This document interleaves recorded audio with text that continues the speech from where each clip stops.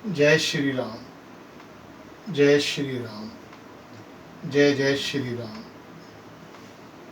प्रिय भक्त मित्रों,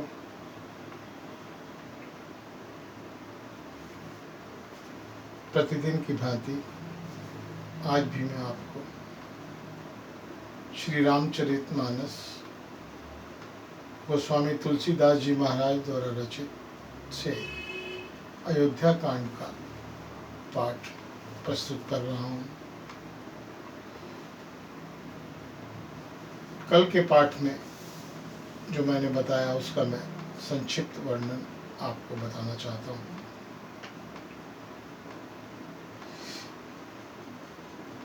महर्षि भरद्वाज जी के आश्रम में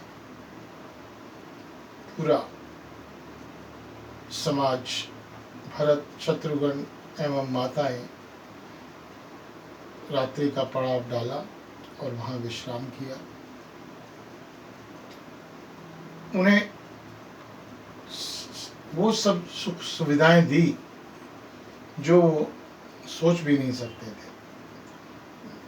महर्षि की आज्ञा से उनके बहुत प्रकार से रिद्धि सिद्धि ने हर प्रकार की वो सुविधा उन्हें दी और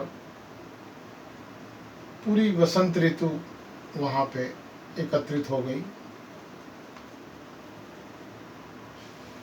भरत जी ने अपने लोगों, जो 7 लोग आए थे अयोध्या से, उनका पहले ख्याल रखने के लिए कहा गया, बाद में स्वयं। खैर, किसी प्रकार वो रात बीती और प्रातःकाल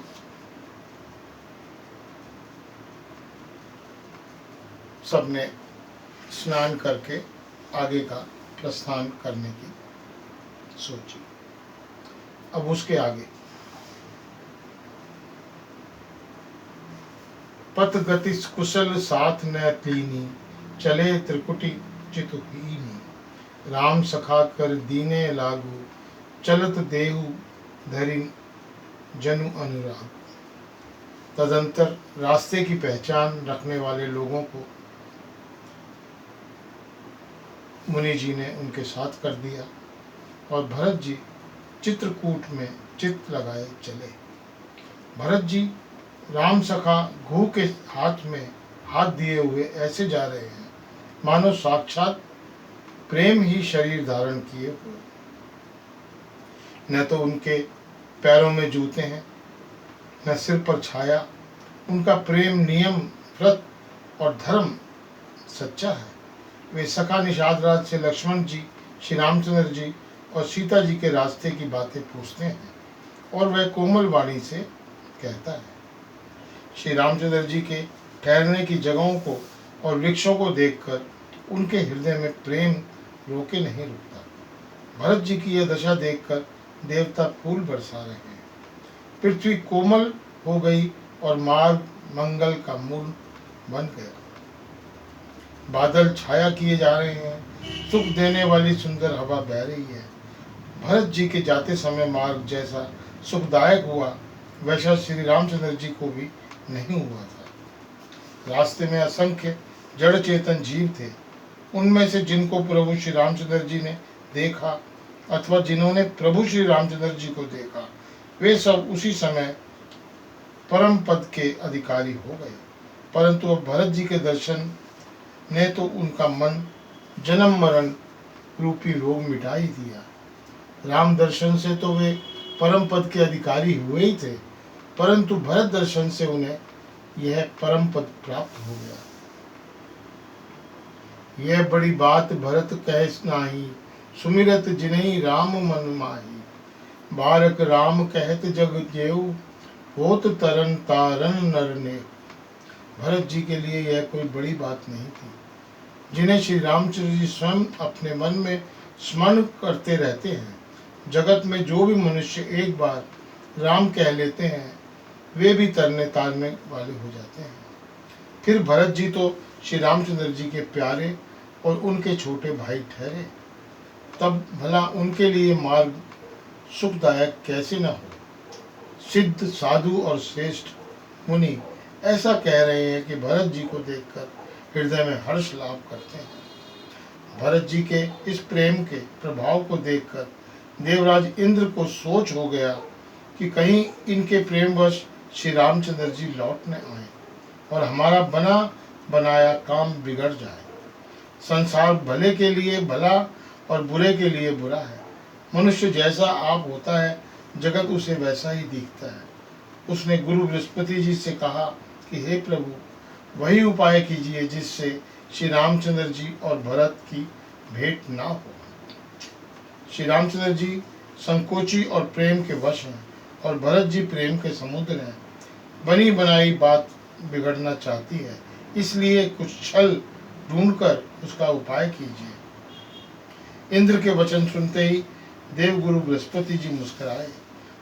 उन्होंने 1000 नेत्रों वाले इंद्र को नेत्रों के रहित मूर्ख समझा और कहा, हे देवराज, माया के स्वामी श्री रामचंद्र जी के सेवक के साथ कोई माया करता है तो वह उलटकर अपने ही ऊपर आ जाती है। उस समय अर्थात पिछली बार तो श्री रामचंद्र जी का रूप जानकर कुछ किया, परंतु इस समय कुचाल करने से हानि ही होगी। हे देवराज, श्री रघुनाथ जी का स्वभाव सुनो। वे अपने प्रति किए हुए अपराध से कभी रुष्ट नहीं होते, पर जो कोई उनके भक्त का अपराध करता है वह श्री रामचंद्र की क्रोध अग्नि में जल जाता है। लोक और वेद दोनों में इतिहास प्रसिद्ध है। इस महिमा को दुर्वासा जी जानते हैं। भरत सरिस को राम सनेहु, जगु जप राम राम जगु देहु। सारा जगत श्री राम को जानता है, जपता है।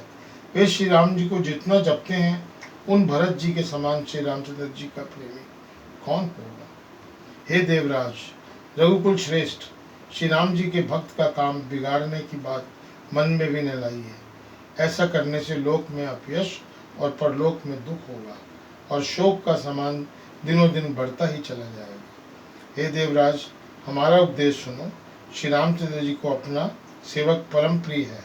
वे अपने सेवक की सेवा से सुख मानते हैं और सेवक के साथ वैर करने से बड़ा भारी वैर मानते हैं।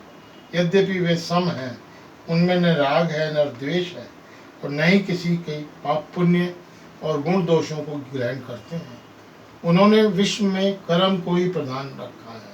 जो जैसा करता है वह वैसा ही फल भोगता है। तथापि वे भक्त और अभक्त के हृदय के अनुसार सम और विषम व्यवहार करते हैं। भक्त को प्रेम से गले लगा लेते हैं और अभक्त को मार कर तार देते हैं।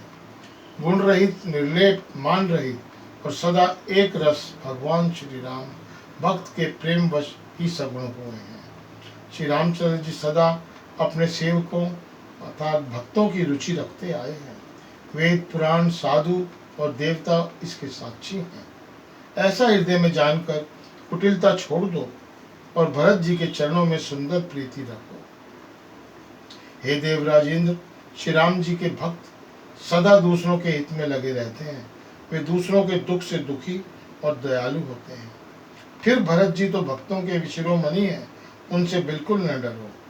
प्रभु श्री रामचंद्र जी सत्य प्रतिज्ञ और देवताओं का हित करने वाले हैं और भरत जी श्री रामचंद्र जी की आज्ञा के अनुसार चलने वाले हैं।